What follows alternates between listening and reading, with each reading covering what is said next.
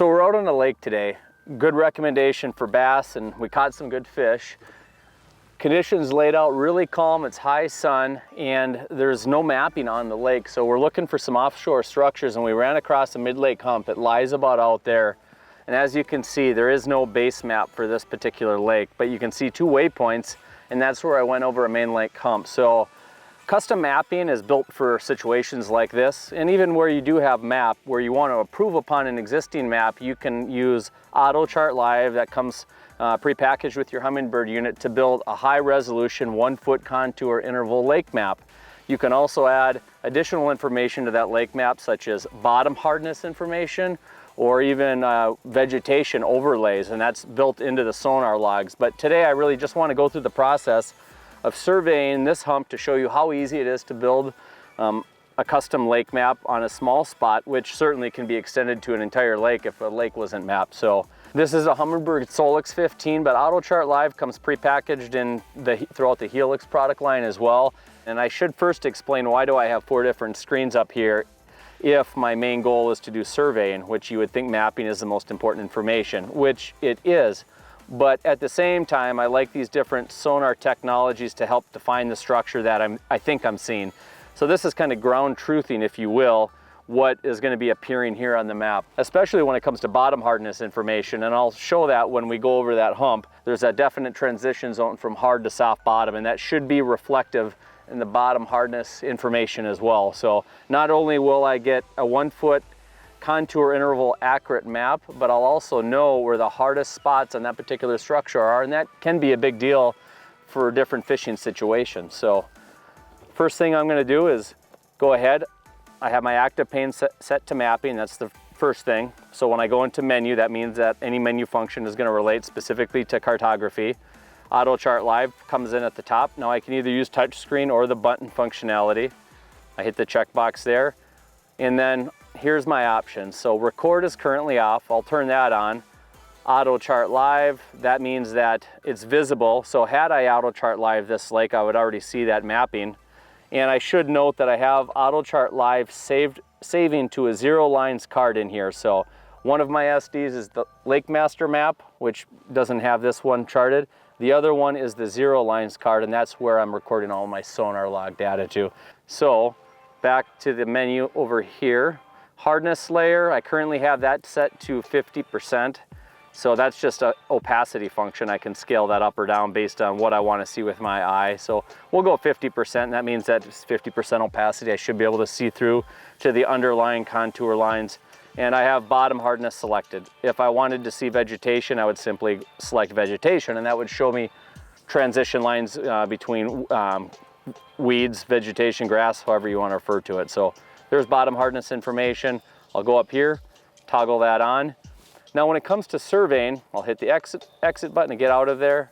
And just to blow this up a little bit, talking to my good friend from Lake Master, Jay Irwin, a good way to survey a hump like this is to simply drive a circular pattern around the area of interest, and that's what we're going to do. So it may not be perfect, but you'll get the point. You can see I'm already starting to paint on some information as we go. And what I'm going to do is draw a circle around these outer 2 waypoints, and then just tighten up the shot group, I guess, as we wrap up the survey. I could also zigzag back and forth in transects, almost like a mowing the lawn pattern, and then even do another pattern perpendicular to that original one. So you can do it any way you want. And the one thing that I'll do when I come out with AutoChart Live is I'll often just start recording when I'm fishing. So it's passively collecting data on a lake when I just fish. And over time, it's additive, so you end up with more lake information the more you just do that casually as well. So here we are. I'll zoom in a little bit, and you'll just see those contour lines start to develop. Now right now it's doing some interpolation, but without additional transects or additional passes through here, it really doesn't know how to connect these lines yet, and you'll see that develop. So I'm gonna just use a gesture here. I'm gonna go back to my 4-panel split. So there's my mapping, and you can see here we come. We're coming up shallower, and look at that. A definite transition zone from soft to hard right here. And then look at the top of this portion of the hump that I'm on is the hardest part, which is normal for any structure. So real soft return right here. You can see it on 2D sonar. You can see it on down imaging and side imaging. I just don't have a strong return. This is a weak pale green in this particular color palette. I don't have any hard white here, and I have a weak return on my mega imaging right now. So we're just gonna speed burst this for the sake of time for you guys, and you'll be able to see how this map populated.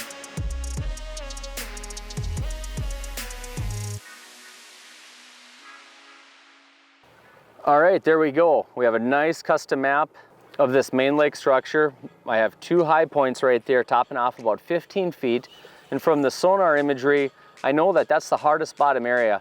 I want to see where AutoChart Live places those hard bottom areas, and that may be where I would want to go cast a drop shot rig, a football jig, a Carolina rig, a jig and minnow for the walleye, who knows what. But hard bottom areas, rough patches, they tend to be productive fish spots. So I want to know where those are. I'm going to hit menu, I'm going to go to AutoChart Live, and I'm just going to elect to turn on the hardness layer here.